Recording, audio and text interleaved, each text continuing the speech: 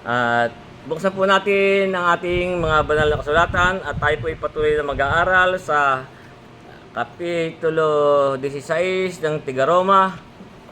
At natapos po natin nakaraan hanggang 16, kaya patuloy po natin sa 17 at hanggang 19 lang po. 3 talata lang po ang ating pag-aaralan, ang pagbubulay-bulayin at ating pag-aaralan.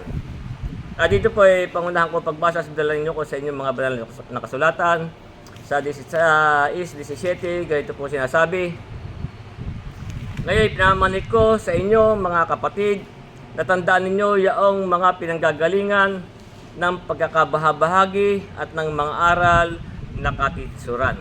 Laban sa mga aral na inyong napag-aralan at kayo'y magsilayo sa kanila. Sapagat ang mga gayon ay hindi nagsipaglingkod sa Kristong Panginoon, kundi sa kanilang sariling tiyan, sa pamamagitan ng kanilang mabuting pananalita at mainam na talumpati ay dinadaya ang mga puso ng mga walang malay. Sapagat ang inyong pagtalima ay naging bantog sa lahat ng mga tao, kaya nagagalak ako tungkol sa inyo, tatapat ibig ko na kayo'y maging marunong sa kabutihan at musmos sa kasamaan. Hanggang dyan lang po muna ang ating babasahin at ating pagbubulay-bulayan.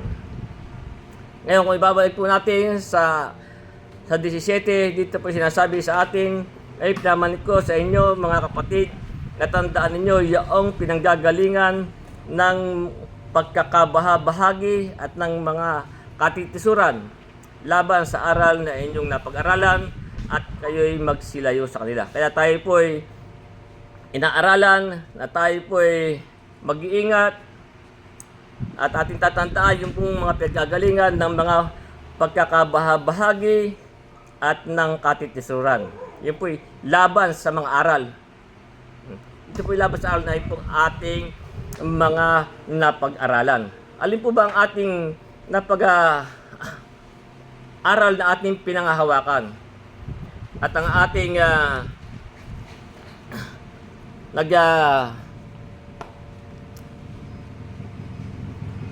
ating pinangahawakan, yung ating mga napag-aaralang aral.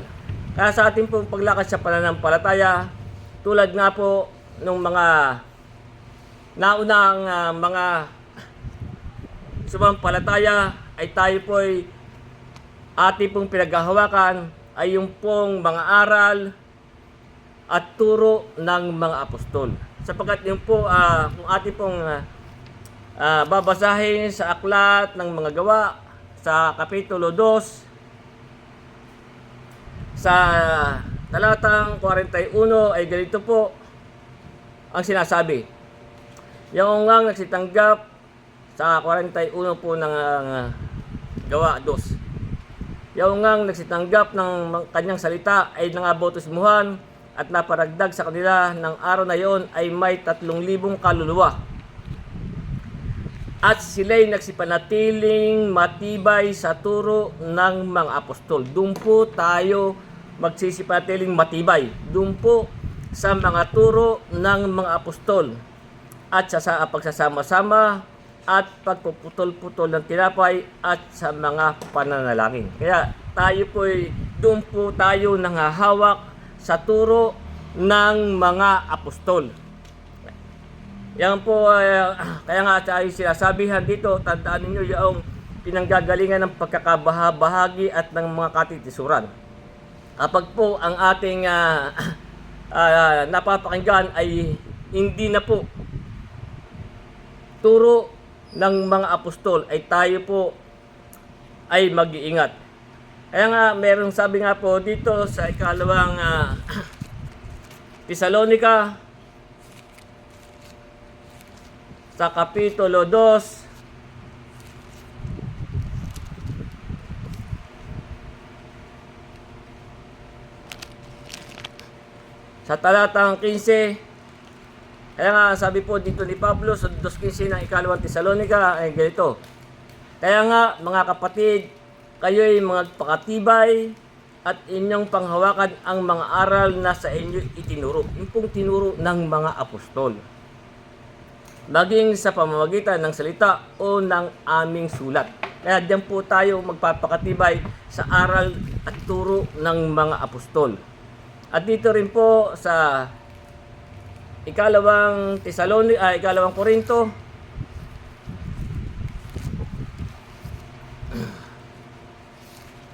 sa 11, na dito naman sinasabi ni Pablo sa talatang 1 at 2, kaya nga dito sinasabi, ikalawang Korinto 11, sa talatang 1 at 2, dito po sinasabi, kahit manawari ay may mapagtisan ninyo ako sa kaunting kamangmangan, ngunit tunay na ako'y inyong pinagtitiisan, sapagkat ako'y naninibugo tungkol sa inyo ng paninibugong ukol sa Diyos, sapagkat kayo'y aking pinapag-asawa sa isa upang kayo'y mahirap ko. Hindi po pala ayon. Unang Korinto po pala, hindi ikalawa.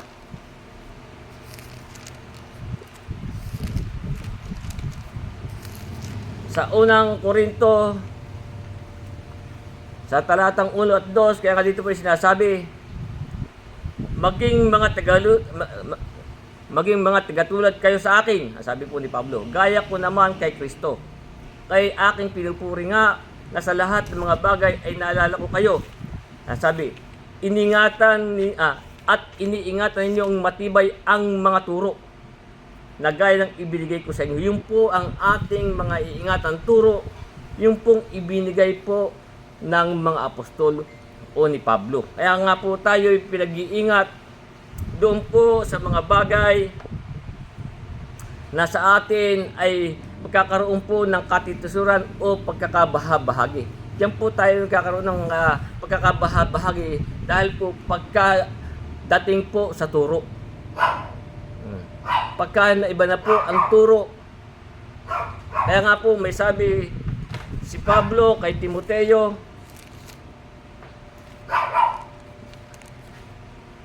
dito po sa unang Timoteo 1:3 ay sinasabi ni Pablo sa 1:3 ng unang Timoteo, sinasabi ganito, kung paano pinamanig ko sa iyo na ikaw ay matira sa Efeso nang pumaroon ako sa Macedonia upang pagbilinan mo sa ilang tao na huwag magsipagturo ng ibang aral.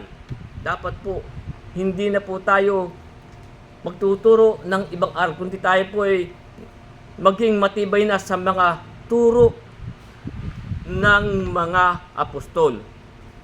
Kaya nga po kapag laban na po sa turo ng Panginoong Jesucristo at ng mga apostol, ay diyan na po magkakaroon ng pagkakabahabahagi. At magkakaroon po ng mga katitisuran. Kaya sa atin po mga nananampalataya, ang sabi nga po dito sa unang Timoteo, Kapitulo 6, sa talatang 3, kaya nga dito po sinasabi sa stress ng unang Timoteo, kung ang sino may nagtuturo ng ibang aral at hindi sumasang-ayon sa mga salitang nakagagaling sa mga tubig ay sa salita ng ating Panginoon Kristo at sa aral na ayon sa kabanalan. Kaya nga dito po ay nasabihan tayo na kung ang sino man ay nagtuturo ng ibang aral at hindi sumasang-ayon sa salitang nakagagaling sa mga tubig ay sa salita ng ating Panginoon Kristo at sa aral na ayon sa kabanalan. Kaya po ang tawag po doon, ang sabi sa 4, ang gayon ay palalo. Pag hindi po sumasang-ayon, kung nagtuturo na po ng ibang aral, yung nga sabi ni Pablo kay Timoteo, huwag nang magturo ng ibang aral. Pagka hindi po sumasang-ayon ang kanilang mga aral sa salita ng ating Panginoon Kristo o ng mga apostol, po sabi sa talatang sa 4 ng Timoteo, ang gayon ay palalo. Abi, walang nalalamang anuman kundi may sakit sa mga usapan at mga pagtatalo. Nga po yun. Kaya tayo po pinag-iingat dyan sa mga bagay na mapagtatalunan.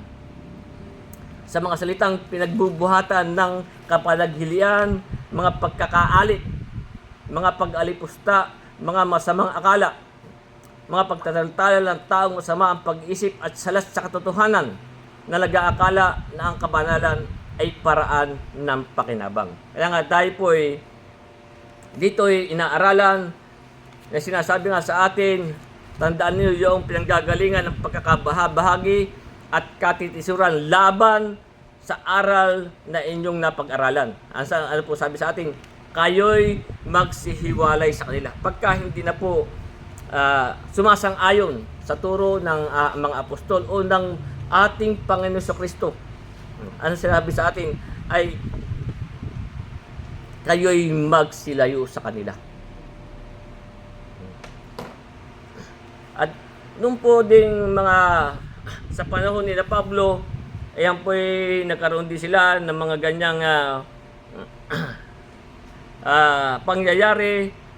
Kaya nga dito sa unang Korinto 3:3 na sinasabi nga dito ni Pablo, sapagkat kayo ngay salaman, sapagkat kayo mga salaman pa, ito mga ganong kayo po, sapagkat kayo mga salaman pa, sapagkat samantalang sa inyo may mga panibugho at mga pagtatalo-talo.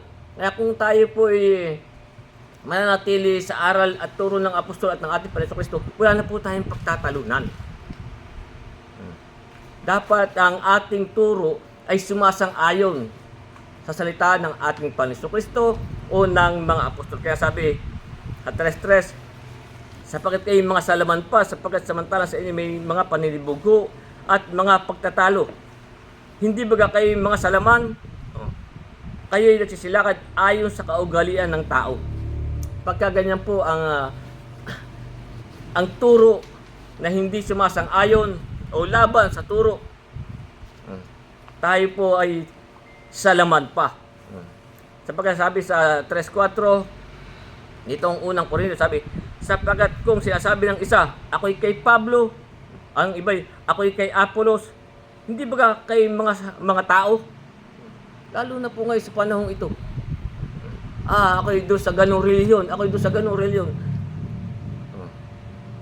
Doon po nagkakaroon ng mga pagkakabahabahagi.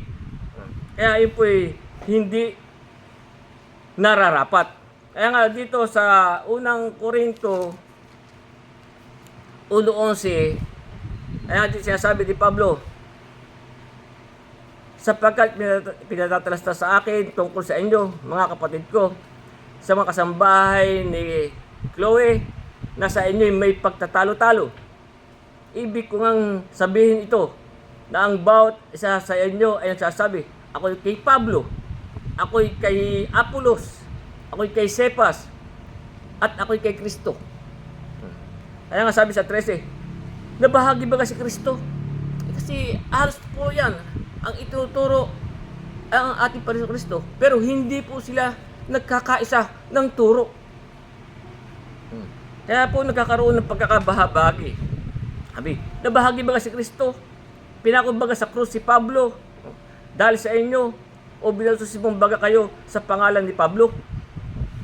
Kaya nga dyan po tayo pinaiiwas ni Pablo. Hindi yung sinasabi, tandaan ninyo yung pinagagalingan ng pagkakabahabahagi at ng mga katitisuran. Kaya pagka ang aral po ay hindi na sumasang-ayon, yun po'y katitisuran. Pagkakaroon po ng pagtatalo. Pagkat yun po'y laban sa aral na ating napag-aralan. Hindi na po aral at turo ng mga apostol. Kaya po tayo ay inaaral. Basta lahat ng pinanggagalingan ng pagkakabahabahagi at katitisuran. Natanda po naman natin nung una, doon sa mga nauna sa ating mga matanda sa panahon nung una. Kaya nagkaroon po din sa atin ng pagkakabahabahagi. Yung pinatatandaan ko, ako'y bata pa noon, nung sila nagkaroon ng pagtatalo-talo doon sa pulungan, dahil nang pumasok po ang turo ng ibang aral. Ano po ang ipinasok nila? Ipinasok po nila ang ikapo. Kaya doon po yung nagkaroon ng pagtatalo-talo at nagkaroon ng pagkakabahabahagi. Kaya yung pong isang yung hindi sumasang-ayon sa ika-10 ay inihiwalay nila. Kaya nga, diyan po tayo pinaiiwas yung po bang ipapasok yung ibang aral. Alam naman natin na ang ika-10 ay hindi para sa atin. Yung po ay palatuntunan sa kautusan ni Moises. Kaya po tayo noon nagkaroon ng pagkakabahabahagi. Doon tayo po naman sa panahon na tayo na bahagi ay nung nabubuo na, dumadami naman tayo. Meron naman kapatid na nagpasok, kaya tayo nabahagi uli yung ating kapatiran. Kasi po, yung pong ating isang kapatid ay nagpasok ng isang panukala na yung pondo ay yung ating abuluyan ang gusto ay ilagay sa negosyo para daw lumaki. Ay maraming tumutol. Yung pong mga sumang-ahid doon, humiwalay. Kaya, kaunti na lang po yung natira sa atin sapagkat hindi po yun dapat sapagkat yung po ay pera ng kapulugan pagkakailangan nating itulong, may makuha tayo kaagad. Hindi po yung dapat ganun. Na yung pera ng kapulungan ay dadalhin mo para daw lumago. Yan po yung iniipon natin para pag kailangan na ay meron tayong ibibigay sa kapatid na nangangailangan. Kaya diyan po tayo pinaiiwas sa mga ganyang pinanggagalingan ng mga pagkakabahabahagi at katitisuran. Laban sa aral na inyong napag-aralan, sabi, kayo'y magsilayo sa kanila. Sapagkat dito nga sa aklat ni Tito, sapagkat maraming mga suwail nga po sinasabi dito. Dito po sa Tito Kapitulo 1 talatang 10 na sinasabi nga ni Tito ni Pablo kay Tito sa 1 Kapitulo 1 talatang 10, ang sabi nga dito ay sapagkat may maraming mga suwail na nagsasalita ng walang kabuluhan at mga mandaraya. Lalong-lalo na yaong sa mga pagtutuli. Yung pong sa mga pagtutuli, ito po yung mga palatuntunan at kautusan ni Moises. Na ang kanilang mga bibig ay narapat matikom mga taong nagsisipang gulo sa buong sambahayan na nagtuturo ng mga bagay na di nararapat. Hindi po nararapat yung mga ganung bagay. Gusto nilang ipasok. Gusto nilang ipatupad. Bakit po nila gustong ipatupad ang mga bagay na sabi na ang kanilang mga bibig ay narapat matikom mga tao nagsisipanggulo sa buong sambahayan na nagtuturo ng mga bagay na di nararapat. Bakit po? Sabi, dahil sa mahalay na kapakinabangan. Yan po ang kakauwian yan. Dahil po sa mahalay na kapakinabangan. Kaya nga tayo po'y pinag-iingat sa mga ganyang turo na hindi na sumasang-ayon sa mga salitang nakalagay o sa mga turo ng mga apostol. Wala pong ganyang itinuro ang mga apostol. Na tayo'y lalakad pa sa mga palatuntunan at kautusan ni Moises. Kaya nga may sabi dito sa aklat ng Kawikaan, pagka ibang aral na po ang ating napapakinggan, ang sabi nga po sa aklat ng Kawikaan, Kapitulo 19,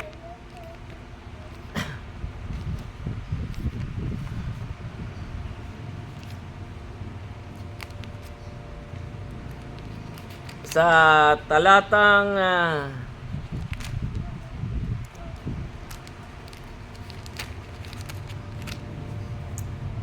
sa talatang 27, kaya po may sabi dito,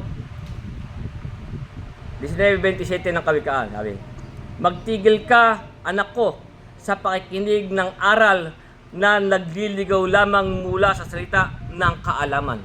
Pagka po, tayo po magtigil. Sabi, magtigil ka, anak ko, na makinig ng aral na nagliligaw lamang mula sa mga salita ng kaalaman. Kaya pagka po ang salita at na ating susunding aral ay hindi na po aral ng mga apostol o aral ng ating Panginoon Kristo, ay tayo po'y mag-iingat. Yan po'y paggagalingan ng mga pagkakabahabahagi at katitisuran. Sabi pa rin po sa Hebreo Kapitulo 13,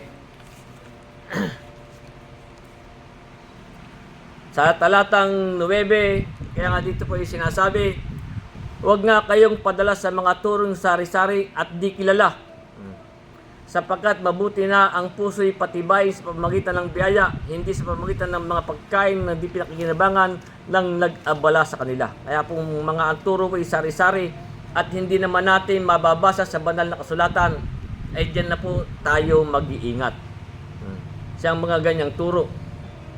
Kaya nga, ang sabi sa aklat ng ikalawang Tesalonika, anong sabi? At ang sabi rin sa ating pinag-aralan, ang sabi, kayo'y magsilayo sa kanila. Pagka ang turo po hindi na katulad ng turo ng mga apostol o hindi sumasang-ayon sa aral ng ating Panginoon Kristo, sabi, magsilayo kayo sa kanila. Kaya nga, ang sabi sa ikalawang Tesalonika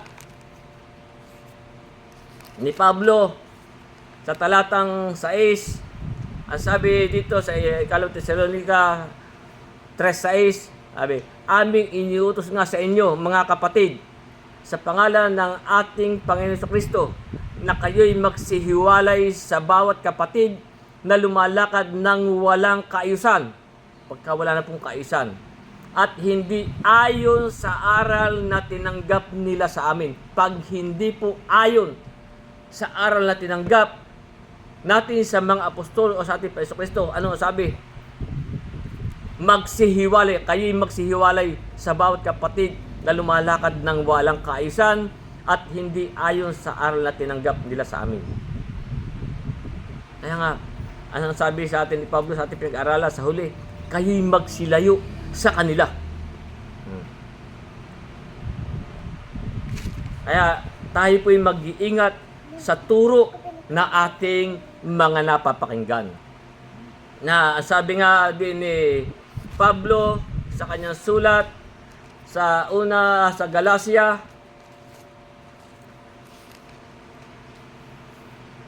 sa Galacia 1, Kapitulo 1, sa talatang 8, kaya nga sabi niya, datapot kahimat kami o isang anghel na mula sa langit ang mangaral sa inyo ng anumang ebanghelyo na iba sa aming ipinangaral sa inyo ay matakwil. Pagkaganyan na po. Matakwil. Sa English po, curse. O ibig sabihin, masumpa.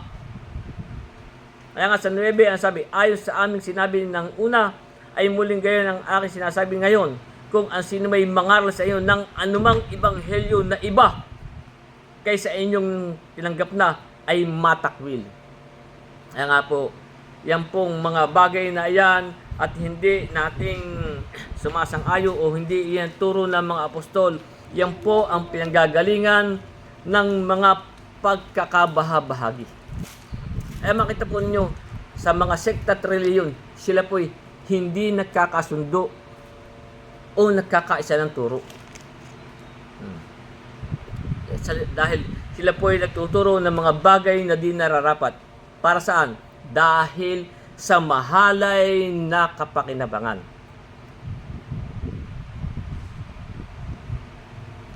Kaya sa 18, kaya nga sabi ulitin natin, ngayon pinamalik ko sa inyo mga kapatid, na tandaan ninyo yung mga pinanggagalingan ng pagkakabahabahagi at ng katitisuran laban sa aral na inyong napag-aralan, at kayo'y magsilayo sa kanila. Tayo po'y pinalalayo. Ang sabi sa 18, sapagkat ang mga gayon ay hindi naglilingkod sa Kristong Panginoon. Yan po ang dahilan nun. Pagka ganyan na po ang turo na hindi sumasang-ayon o hindi naturo ng mga apostol. Ano po sabi? Sapagkat ang mga gayon ay hindi naglilingkod sa Kristong Panginoon. Sabi, kundi sa kanilang sariling tiyan, sa pamamagitan ng kanilang mabuting pananalita at maiinam na mga talumpati, ay dinadaya ang mga puso ng mga walang malay. Kaya yun po ang dahilan, kaya nga sabi, yan po yung nagtuturo ng mga bagay na di nararapat dahil sa mahalay na kapakinabangan. Kaya sabi nga, sapagkat ang mga gayon ay hindi naglilingkod sa Kristong Panginoon, kundi sa kanilang sariling tiyan. Kaya nga sabi ni Pablo sa Filipos, Kapitulo 3, sa 18, kaya nga dito sinasabi, sa 18 ng Filipos, sapagkat marami ang mga nagsisilakad na siyang madalas na aking sinasabi sa inyo, at ngayon sinasabi ko sa inyo na may pag-iyak, sila ang mga kaaway ng krus ni Kristo. Na ang kanilang kahinatnan ay ang kapahamakan, na ang kanilang Diyos ay ang tiyan. Pantiyan po. Kaya po yan nangangaral ng mga ganyan. At ang kanilang kapurihan ay nasa kanilang kahiyan na nag-iisip ng mga bagay na ukol sa lupa. Panglupa. Kaya nga sabi, kayo yung mga salaman. Yung nga po yung binasa natin dito sa unang Korinto, Kapitulo 3, talatang 3, kaya nga sabi, sapagkat kayo mga salaman pa, sapagkat samantalang sa inyo may mga panibugho, pagtatalo-talo, hindi ba kayo mga salaman, kayo nagsisilakad ayon sa kaugalian ng tao. Ang iniisip po ay mga bagay na ukol sa lupa. Pangtiyan. Kaya nga, hindi po yan nararapat. Ang sabi pa nga po sa ikalawang Korinto, Kapitulo 11,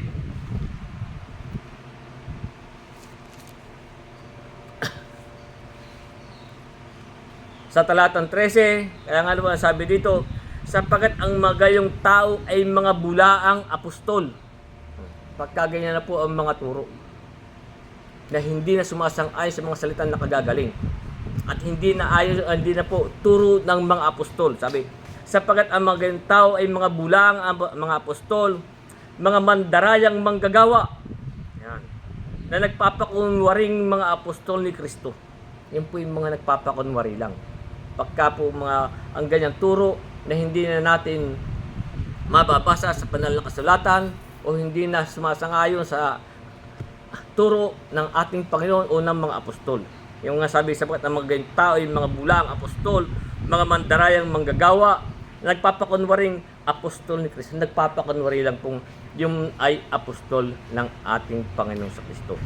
Kaya po tatandaan natin, pagka mga nagtuturo at tatanungin natin, saan mo nabasa yan? Turo ba yan ng ating Panginoon o ng ating mga apostol? At dito pa rin po sa Filipos, Kapitulo 3, talatang 2, dito po sinasabi ni Pablo, magsipag-ingat kayo sa mga aso. Yan. Magsipag-ingat kayo sa masamang manggagawa. Magsipag-ingat kayo sa mga pagtutuli. Ano po ang ibig sabihin na magsipag-ingat kayo sa mga aso? Ang aso po, ang ating babasahin sa banal na kasulatan, ay yung po'y sinasabi sa aklat ni Isayas, sa 56, sino ba yung sinasabing magsipag-ingat kayo sa mga aso? Sa 56 ng Isayas, sa talatang 11, ang sabi po dito ni Isayas, sabi, oo, ang mga aso ay matatakaw. Yan. Sila kailanman ay walang kabusugan. At ang mga ito ay mga pastor. Tandaan po natin, ang tinutukoy nga po nila ditong aso ay pong mga pastor na hindi nakakaunawa. Sila'y nagsilikong lahat sa kanilang sariling daan na mula sa lahat ng dako, bawat isa'y sa kanilang pakinabang. Yun po yun. Kaya nga sabi, magsipag-ingat kayo sa mga aso. Yun po doon sa mga pastor. Na mga sinasabi, mga masamang manggagawa. na nagpapakunwaring sinasabi na nagpapakunwaring mga apostol ni Kristo. Mga bulaang apostol, mandarayang manggagawa. Yun po ang tinutukoy dito. Kaya sabi, magsipag-ingat kayo sa mga aso. Kaya nga sabi, magsipag-ingat kayo sa masamang manggagawa. Yun po yung mga masamang, ang kanila pong Diyos, ang sabi sa atin, ang sabi, sapagkat ang mga gayon ay hindi nagsisipaglingkod sa Kristong Panginoon, kundi sa kanilang sariling tiyan. At sa pamamagitan ng kanilang mabuting pananalita at mainam na talumpati ay dinadaya ang puso ng mga walang malay. Diyan po dadadaya nila ang puso. Magaling pong manalita at magaling manalumpati. Pero kung inyong titingnan yung kanyang mga sinasabi, ay itatanong ninyo ay yung po karamihan ay hindi sumasang-ayon sa salita ng ating Panginoon Kristo. O hindi po turo ng mga apostol. Yung po sinasabing ang mga aso. Yung po yung mga pastor na walang kabubusugan. Ulit natin yung Pilipos 3:2 ay magsipag-ingat kayo sa mga aso, magsipag-ingat kayo sa masamang maggawa, magsipag-ingat kayo sa mga pagtutuli. Yung po ay yung pong binasa ko sa inyo kanina. Ngayon pong nagtuturo pa tungkol sa mga pagtutuli. Yung po yung sa pamamagitan ng mga pa po lumalakad sa mga palatuntunan at kautusan. Yung pong kay Moises. Nasabi nga po sa Galacia Kapitulo 5,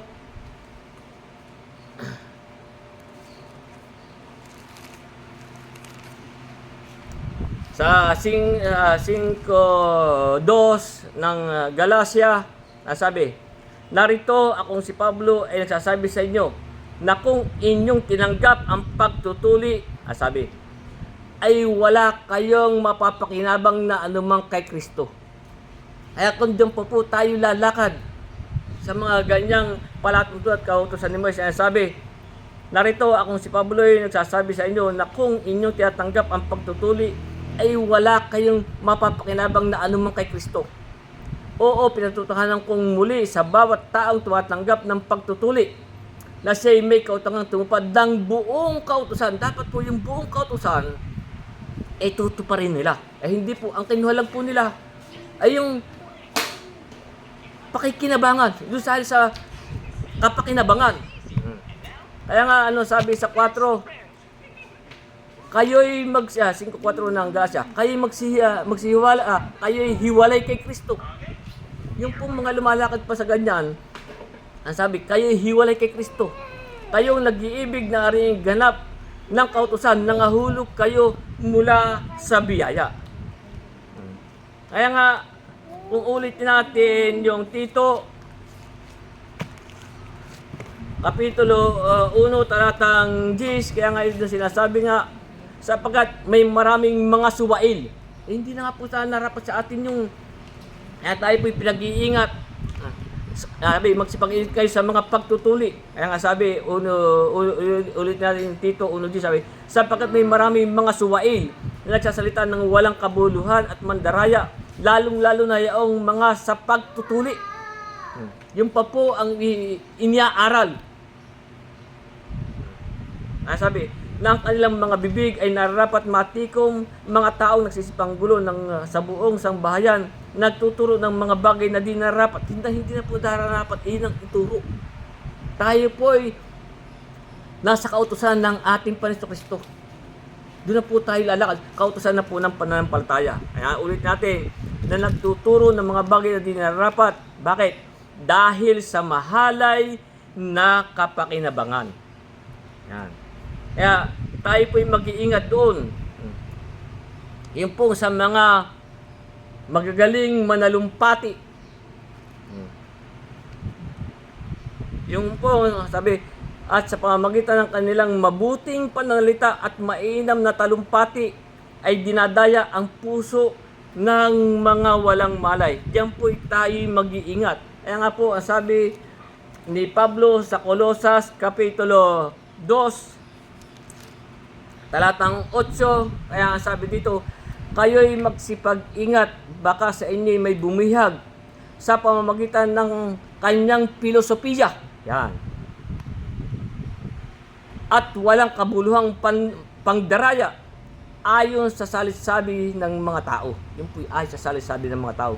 Ayon sa pasimulang aral, yun nga po yung sa aral.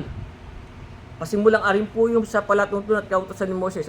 Ayon sa pasimulang aral ng sanlibutan at di ayon kay Kristo. Hindi na po yun ayon kay Kristo. Kaya nga sabi sa Galacia 3:12, ang kautusan ay hindi sa pananampalataya. Ang gumaganap ng mga yun ay nabubuhay sa mga, doon po sila nabubuhay, doon sa mahalay na kapakinabangan. Kaya tayo po'y pinag-iingat. Kaya nga, anong sabi sa atin, sa pamamagitan ng kanilang mabuting panalita at mainam na talumpati, dinadaya ang puso ng mga walang malay. Diyan po nadadaya ang mga tao. At dito sa ikalawang Pedro, sabi naman ni Pedro sa Kapitulo 2, ang sabi nga ni Pedro sa Kapitulo 2, sa talatang 3, kaya nga sinasabi, at sa kasakiman sa mga pakunwaring salita. Yan, tandaan natin. At sa kasakiman sa mga pakunwaring salita, ay ipangangalakal kayo. Nakakita ninyo. Kahit sa palengke, kahit sa mga may mga supot-supot yung kanilang membro. Kahit sumakay ka sa jeep, sa mga merong iaabot sa sobre. Para po sa ganong kanilang mga relihiyon o sa Diyos. Iyan po'y tayo'y pinag-iingat. Yan nga sabi, at sa kasakiman sa mga pakunwaring salita ay ipangangalakal kayo na ang hatol sa kanila'y mula ng una ay hindi magluluwat. Marami pong ganyan. Pinangangalakal yung mga miyembro.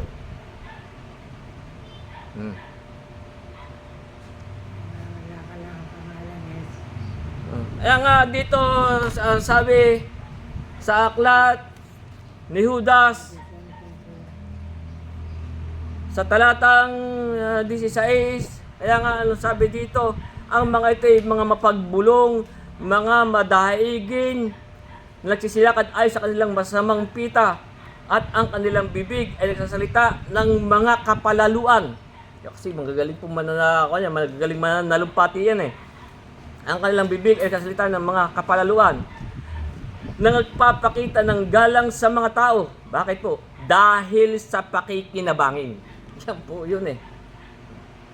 Nagpapakita ng galang sa mga tao dahil sa pakikinabangin. Kaya po tayo ay pinag-iingat sa mga ganyan. At dito sa unang Timoteo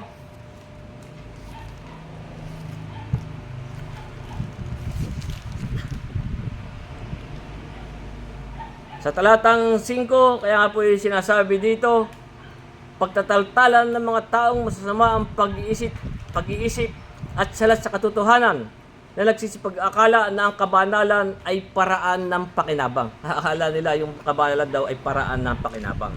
Kaya nga, tayo po ay pinag-iingat tayo dyan sa mga magagaling manalumpati.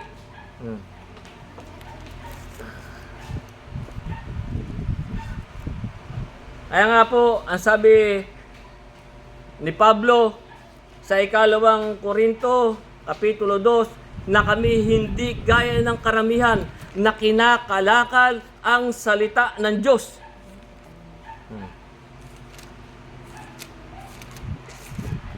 Sa ikalawang Korinto, Kapitulo 2,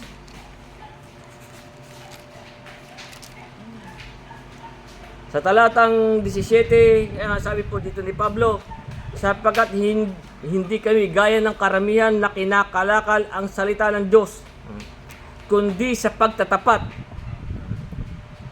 at mula sa Diyos, sa harapan ng Diyos, ay nagsasalita kami para kay Kristo.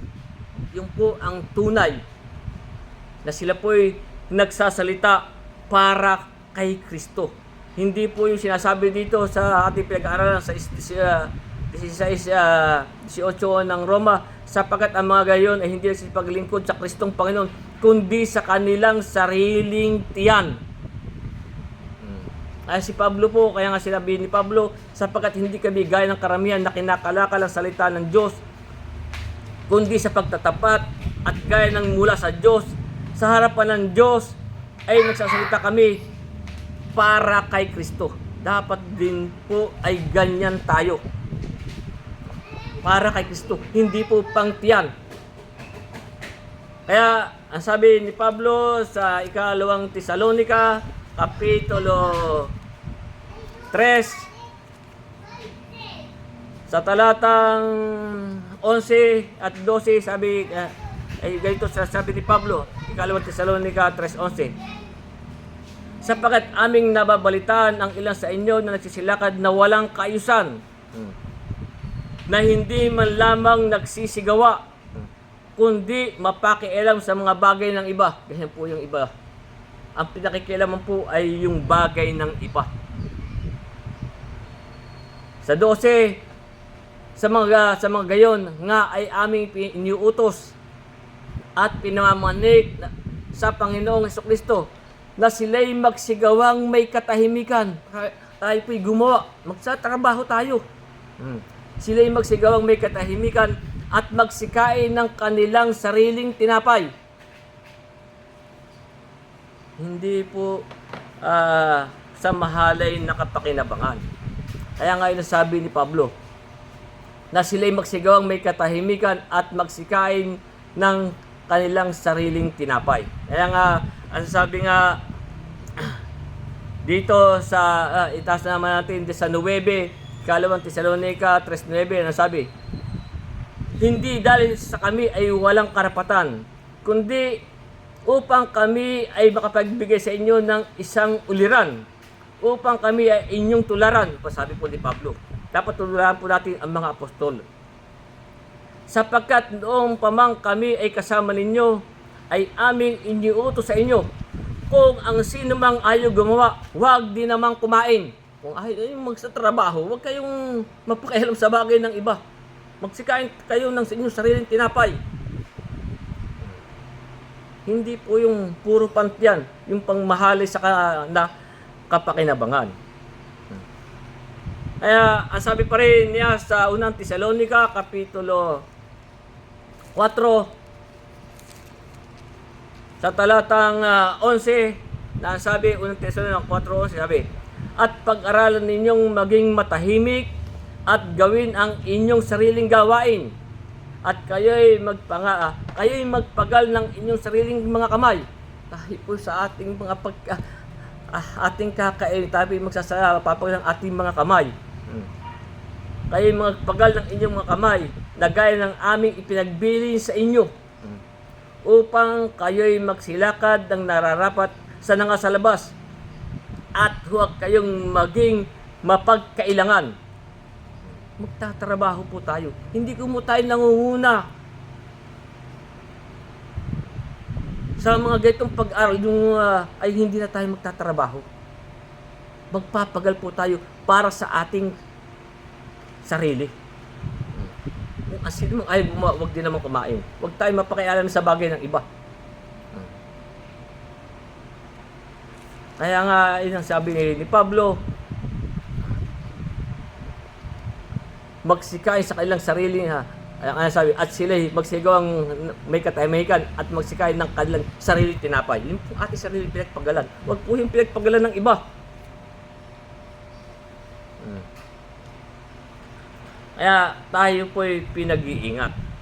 Sabi, sapagkat ang mga gayon ay hindi nagsisipaglingkod sa Kristong Panginoon, kundi sa kanilang sariling tiyan, sa pamamagitan ng kanilang mabuting pananalita at mainam ng mga talumpati ay dinadaya ang puso ng mga walang malay. Ayan. Tayo po'y mag-iingat. Sa 19, ito po'y maiba naman tayo ng paksa, sabi dito sapagkat ang inyong pagtalima ay naging bantog sa lahat ng mga tao. Kaya't nagagalak ako tungkol sa inyo, datapwat ibig ko na kayo maging marunong sa kabutihan. Dapat po diyan tayo. Dapat po tayo'y maging marunong sa kabutihan. Musmus sa kasamaan. Diyan po tayo. Dapat ay marunong tayo sa kabutihan.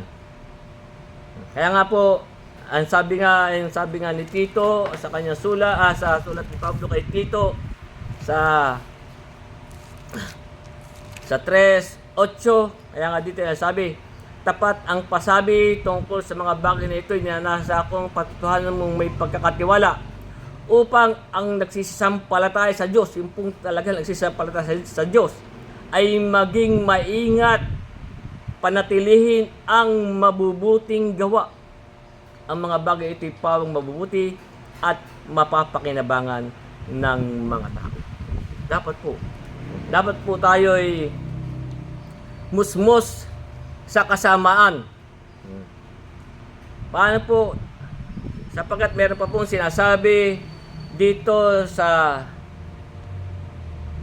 1 Korinto 14, hindi lang po tayo musmus sa kasamaan, kundi ang sabi pa nga dito sa 1 Korinto 14:20, kaya nga po sabi, mga kapatid, huwag kayong magpakabata sa pag-iisip. Yung pong ating pag-iisip, huwag po tayo magpapakabata.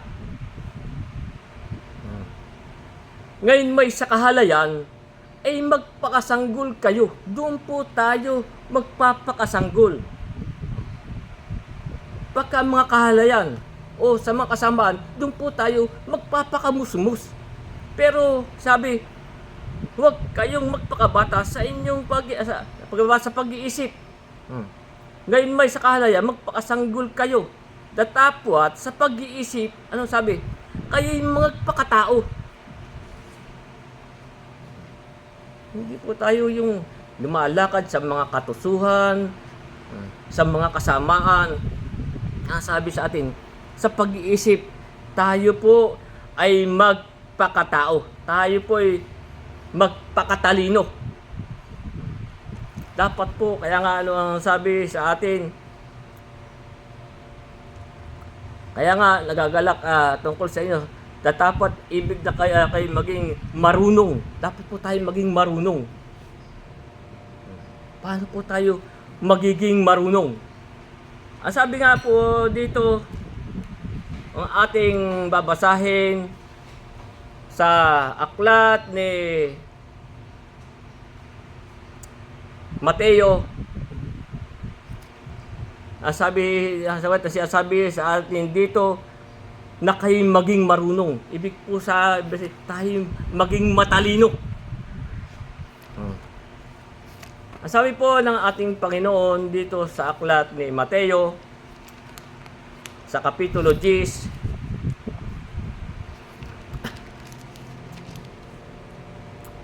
sa talatang 16, ay ganito po ang sinasabi. 10:16 ng Mateo. Narito, sinugo ko kayo gaya ng mga tupa sa gitna ng mga lobo. Yan po yung mga lobo, yun po yung mga aso. Sabi, mga pakatalino nga kayong gaya ng mga ahas at magpakatimtimang gaya ng mga kalapati. Ang sabi po, magpakatalino kayong gaya ng mga ahas. Hindi po sinasabi tayo gumaya sa ahas. Sapagkat ang ahas po ay tuso. Kaya nga sinasabi, kayo magpakatalino gaya ng ahas. Sapagkat ang ahas po, ano ang sabi dito sa aklat ng Genesis, kapitulo 3,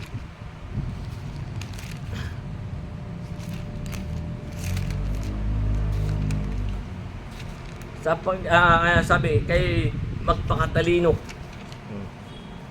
Tulad ng ahas. Magpakatalino nga kayong gaya ng ahas. Sapagkat ano po ang ahas? Ano sabi? Sa 3:1 ng Genesis, ang ahas nga ay lalong tuso. Tuso po yan. Kaysa alinmang hayop sa parang nanilikha ng Panginoon. At sinabi niya sa babae, tunay bang sinabi ng Diyos, huwag kayong kakain sa alinmang punong kahoy sa halamanan? Ang ahas po, kaya sabi, magpakatalino kayong gaya ng ahas. Kung ang ahas po ay tuso, huwag tayong matusuhan. Kung gaano siya katalino, magpakatalino rin tayong gaya ng ahas. Sapagat, ang ahas po, yan po hindi literal na ahas. Kung ating pong pagbabaaral sa banal na kasalatan, kung sino po iyang ahas. Dito po sa aklat ng Apokalipsis, sino po ba tinutukoy na ahas na sinabing tuso? Dito po sa Apokalipsis Kapitulo 12, kung sino po ba yung ahas na tinutukoy na tuso. Sa 12:9 po ng Apokalipsis, hindi po yung literal na ahas. Sa 12:9, kung sino po itong tinutukoy na ahas, ang sabi po dito sa Apokalipsis 12:9, at inihagis ang malaking dragon, sabi, ang matandang ahas, ang tinatawag na Diablo. Yan po at tinutukoy. Ang tinatawag na Diablo at Satanas, ang dumaya sa buong sanlibutan. Sabi tayo magpakatalino tulad ng ahas. Tuso po yan. Yan po yung mandaraya, sabi. Ang dumaya sa buong sanlibutan, siya'y inihagis sa lupa at ang kanyang mga anghel ay inihagis kasama niya. Mayroon pong mga anghel yan. Kaya sabi, magpakatalino kayo tulad ng ahas. Kung gaano po yung katuso at mandaraya, huwag po tayong madaya. Kaya bakit ko po sinasabi tayo magpakatalino? Sapagkat ang sabi po dito sa 2 Korinto Kapitulo 11, sabi, dapat po tayo maging marunong. Sa Kapitulo 11:14 ng 2 Korinto, sapagkat siya sabi dito, at hindi katakataka sapagkat si Satanas man ay nagpapakunwaring anghel ng kaliwanagan. Kaya tayo po ay pinag-iingat. Nagpapakunwari pong anghel ng kaliwanagan yan. Hindi malaking bagay nga ang kanyang mga ministro naman ay nagpapakunwaring ministro ng katuwiran na ang kanilang wakas ay masasang-ayon sa kanilang mga gawa. Kaya nga tayo po pinag-iingat. Sapagkat nga po, si Satanas po ay nagpapakunwaring anghel ng kaliwanagan. Kaya nga sabi, magpakatalino kayo tulad ng ahas kung gaano siya katuso. At siya'y mandaraya. Huwag po tayong matusuhan o tayo ay madaya. Kaya nga sabi sa atin, tayo'y huwag tayong magpakabata sa ating pag-iisip. Yung sa ating binasa sa Korinto, sa unang 2 Korinto, tayo po'y huwag magpakabata sa ating pag-iisip. Dapat po tayong maging marunong.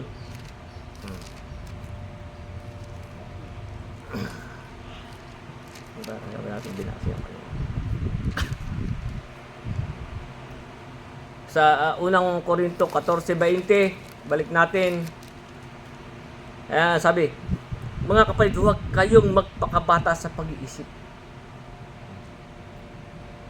Tayo po sabi, magpakatalino kayo tulad ng ahas. Magpakatimtimang gaya ng kalapatan. Kapagkat ang ahas po'y tuso, mandaraya. Kaya, ang sabi nga po sa Efeso 4, sabi sa atin, huwag tayong magpakabata ng pag-iisip. Na ang sabi nga dito sa 4:14 ng Efeso, huwag kayo, upang tayo huwag nang maging bata, mga bata pa. nagpapahapay dito at doon at dinadala sa magkapi-kabila sa lahat ng hangin ng aral sa pamamagitan ng mga daya ng mga tao. Sa katusuhan, sino po ang tuso? Ang tuso yan eh. Ayon sa mga lalang ng kabalian. Kaya po tayo'y, huwag po tayong magpakabata ng pag-iisip. Tayo'y magpakatalino tulad ng ahas. Kung gano'n siya katuso, huwag po tayong matusuhan. Kung gano'n siya kamandaraya, huwag na po tayong magpakatalino po tayo. At marami po ang ganyan. Mga nagpapakunwaring anghel ng kaliwanagan. Kaya nga tayo po ay mag-iingat sa mga ganyang mga tao. At sabi pa nga sa Efesos 6 talatang 11 na sabi, mangagbihis nga kayo ng buong kagayakan ng Diyos. Yan po ang dapat sa atin.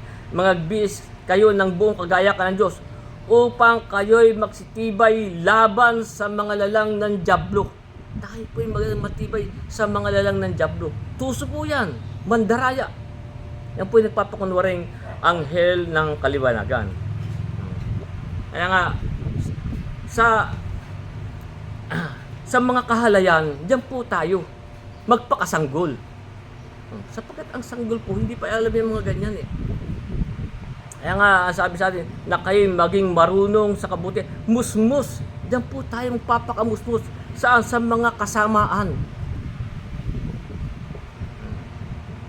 At sa kahalayan, magpakasanggol kayo. Meron po sinasabi dito sa Mateo Kapitulo 18, sa talatang 1 hanggang 3, ay basahin po natin. Bakit po tayo dapat ay maging musmus sa kasamaan at sa kahalayan ay magpakasanggol tayo? Sabi po ng ating Panginoon Kristo dito sa Mateo 18, sabi sa 1, nang oras na yon ay nagsilapit ang mga alagad kay Jesus. Sabi, at nagsasabi, sino nga baga ang pinakadakila sa kaharian ng langit? At pinalapit niya sa kanila ang isang maliit na bata. Inilagay sa gitna nila, yung po isang maliit na bata.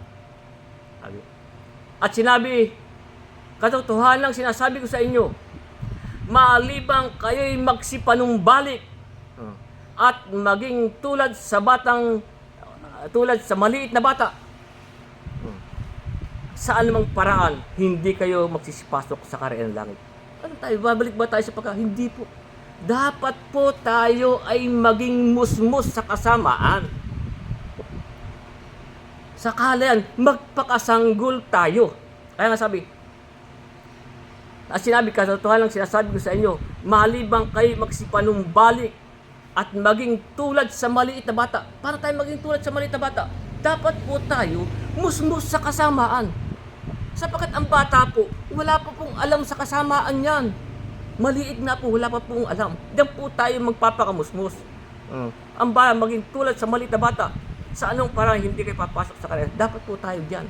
Sa kahalayan, tayo magpakasanggol. Yung mga kahalayan,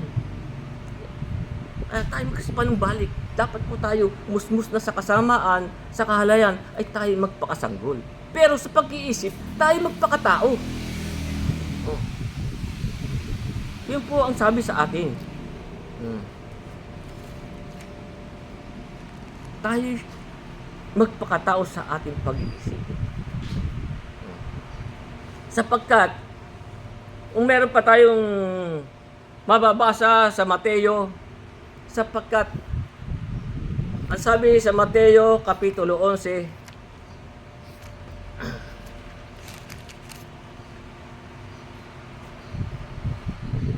sa talatang 27, ay ganito po sinasabi. Ang lahat ng mga bagay ay ibinigay sa akin ng aking Ama. Sabi po ng ating Panginoon Kristo. Sino may hindi nakakakilala sa anak, kundi ang Ama. Sino may hindi nakakakilala sa Ama, kundi ang anak. Kanino pa? at yaong ibiging pagpahayagan ng anak.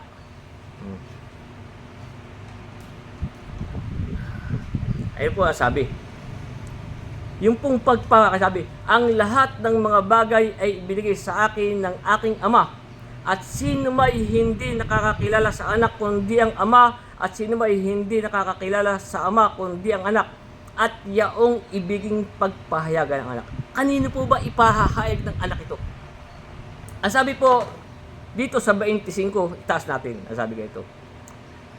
Lang panahong yaon ay sumagot si Jesus at sinabi, ako'y nagpapasalamat sa iyo, o Ama, Panginoon ng langit at ng lupa, na iyong inilihim ang mga bagay na ito.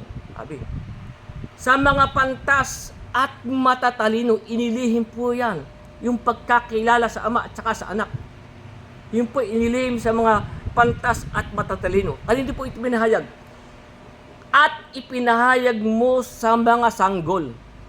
Yung po bang literal na sanggol, eh po ba yung mapahayagan? Hindi po. Sino po sanggol ang tinutukoy dito? Yung pong mga musmus sa kasamaan. Yung pong sa kahalayan ay nagpakasanggol. Kaya nga sabi, malibang kayo magsipanumbalik tulad sa isang batang maliit na ito. Hindi kayo papasok sa... Dapat po tayo ay musmus sa kasamaan. Diyan po ipinahayag yan. Sa mga sanggol, ang pagkakilala. Kaya kung tayo po ay nandiyan pa, hindi pa po tayo nagpapakamusmus sa kasamaan, sa mga kalahayan, hindi pa tayo nagpapakasanggol.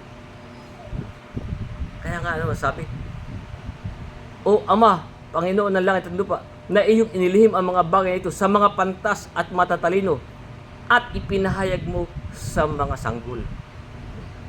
Doon po yan ipinahayag sa mga sanggol. Kaya sabi din, oo nga, Ama, sapagkat gayon ang nakalulugod sa iyong paningin.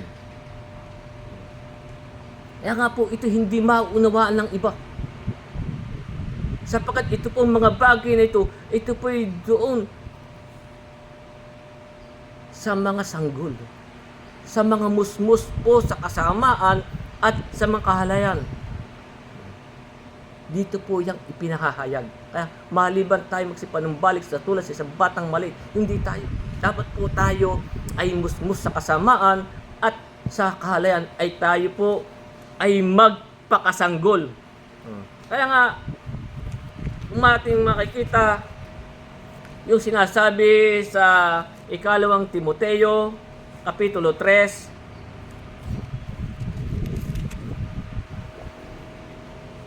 sa talatang 15, kaya nga po ang sabi dito, at mula sa pagkasanggol ay iyong nalalaman.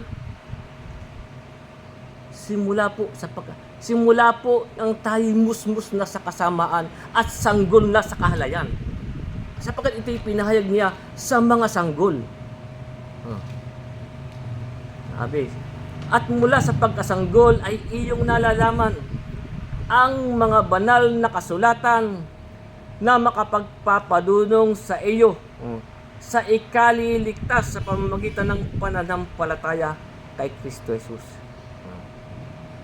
Ang lahat ng mga kasulatan na kinasihan ng Diyos ay mapapakinabangan din naman sa pagtuturo, pagsansala, sa pagsaway, sa ikatututo ng nasa katuwiran. Paano po sabi sa 17? Upang ang tao ng Diyos, ito po'y doon sa tao ng Diyos, upang ang tao ng Diyos ay maging sakdal. Ano po yung sakdal sa English? Perfect. Upang ang tao ng Diyos ay maging sakdal, tinuruang lubos sa lahat ng mga gawang mabuti. Kaya tatandaan po natin, malibang kayo magsipanumbalik sa tulad sa isang bahay, hindi po tayo. Dapat po tayo, sa paglakad natin sa pananampalataya, tayo po'y musmus na sa kasamaan, sa kahalayan, ay tayo'y magpakasanggol. Sapagkat yan po mga yan ay ipinahayag, hindi po niya pinahayag sa mga pantas at matatalino. Ipinahayag niya sa mga sanggol. Ito po'y doon sa mga musmus sa kasamaan. Doon po sa mga sa kahalayan ay nagpakasanggol. Yan po ang tinutukoy na sanggol.